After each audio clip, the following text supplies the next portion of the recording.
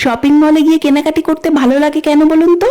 কারণ চোখের সামনে সব জিনিস সাজানো গোছানো থাকে, যেটা পছন্দ সেটা নিন। তা বলে কি আগেকার মানুষ সে স্বাদ পায়নি? আরে বাবা, পেয়েছে পেয়েছে। আর তা হলো এই গ্রামের মেলাগুলোতে। গ্রামে বলুন বা শহরেই বলুন, মেলা তো মেলাই। হরেক জিনিস 5 টাকা 10 টাকা, যেটা পছন্দ সেটা নিন। আর না নিলে শুধু দেখেই চলে যান, কেউ আপনাকে পিছন পিছন বলবে না দিদি নিন নিন।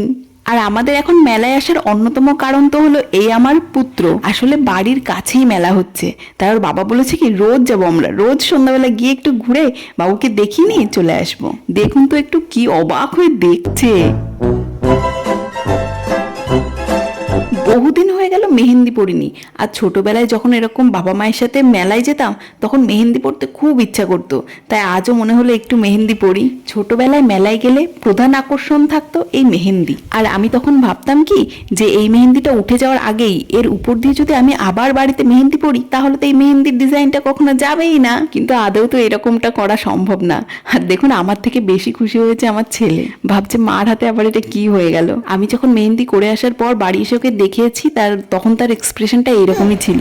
আর মেলায় গিয়ে জিলিপি আনবো না, এটা কি হয়? এটা তো একটা নিয়মের মতো, তাই আসার সময় একটু জিলিপিও নিয়ে এলাম। তো অন্য জায়গায় দেখছিলাম কি একটু কালার দেওয়া জিলিপি, আর এটা দেখলাম বেশ ভালো জিলিপি, তাই নিয়ে চলে এলাম। আর এটা খেতেও কিন্তু বেশ ভালোই ছিল। আর বাবুর জন্য কেনা হয়েছে একটা সুন্দর জিনিস, সেটা হলো এই হাতের ঘড়িটা।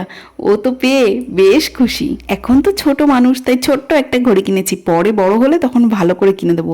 এখন তো ছোট্ট মানুষ, কিন্তু খুব মানিয়েছে কিন্তু। পাপ্পা পছন্দ?